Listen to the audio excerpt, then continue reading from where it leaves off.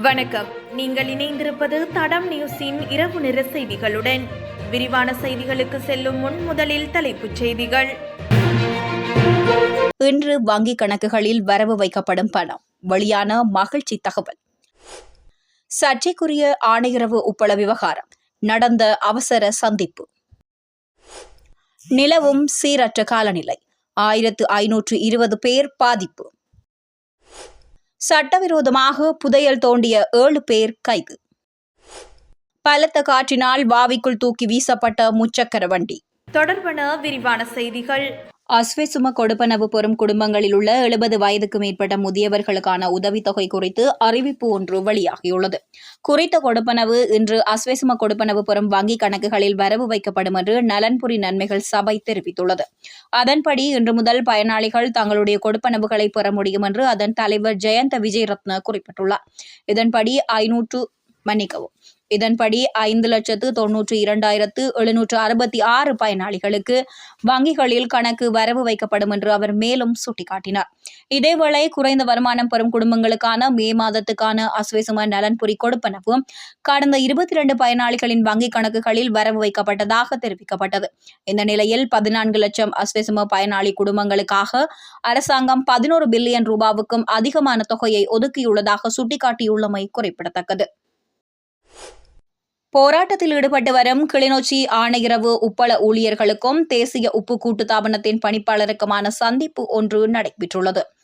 பல்வேறு கோரிக்கைகளை முன்வைத்து உப்பள ஊழியர்களின் ஒரு தரப்பினரால் போராட்டம் ஒன்று கடந்த 15 நாட்களாக முன்னெடுக்கப்பட்டு வருகின்றது. குறித்த உப்பளத்தில் கடந்த 9 வருடங்களுக்கு மேலாக பணியாற்றும் தற்காலிக பருவகால ஊழியர்கள் தங்களுடைய பல்வேறு கோரிக்கைகளை முன்வைத்தும் இங்கு உற்பத்தியாகும் உப்பினை ஆணையரவில் பொதி செய்து விநியோகிக்குமாறும் தற்போதைய முகாமையாளரை இடமாற்ற கோரியும் 14ஆம் திகதி ஆணையரவு உப்பளத்தின் முன்பாக போராட்டத்தை முன்னெடுத்திருந்தனர்.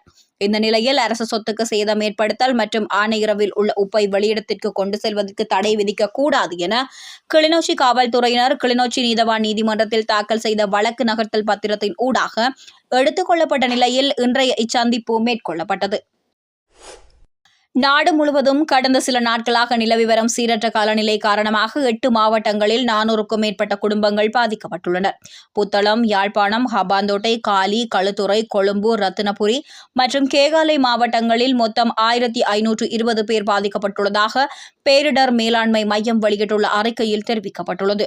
8 பேர் காயமடைந்துள்ளதாகவும் 325 பேர் வீடுகள் சேதமடைந்ததாகவும் மேலும் தெரிவிக்கப்பட்டுள்ளது. அம்பாறை திருக்கோவில் போலீஸ் பிரிவில் விநாயகபுரம் 1ஆம் பிரதேசத்தில் சட்டவிரோதமாக புதையல் தேடும் நோக்கில் அகழ்வில் ஈடுபட்ட பெண்ணொருவர் உள்ளிட்ட 7 பேர் கைது செய்யப்பட்டுள்ளனர். போலீசாருக்கு கிடைத்த தகவலுக்கு அமைய நேற்று அதிகாலை இந்த சுற்றி வளைப்பு முன்னெடுக்கப்பட்டுள்ளதுடன் அகழ்வுக்கு பயன்படுத்திய உபகரணங்களும் போலீசாரால் கைப்பற்றப்பட்டுள்ளது. சம்பவம் தொடர்பில் 50 வயதான பெண்ணும் 41 முதல் 64 வயதிற்கு இடைப்பட்ட சந்தேக நபர்களுமே கைது செய்யப்பட்டுள்ளதுடன் அவர்கள் திருக்கோவில், ஹபுத்தள, இதகல்ஹிண்ட, பத்தள மற்றும் விநாயகபுரம் பகுதிகளைச் சேர்ந்தவர்கள் என தெரிய வந்துள்ளது. சம்பவம் தொடர்பில் திருக்கோவில் போலீசார் மேலதிக விசாரணைகளை முன்னெடுத்துள்ளனர். அனுராதபுரத்தில் வீசிய பலத்த காற்று காரணமாக திஸ்ஸவாவிக்கு அருகில் உள்ள வீதியில் நிறுத்தி வைக்கப்பட்டிருந்த முச்சக்கர வண்டியொன்று வாவிக்குள் தூக்கி வீசப்பட்டுள்ளது. இந்த விபத்து நேற்று செவ்வாய்க்கிழமை இடம்பெற்றுள்ளது.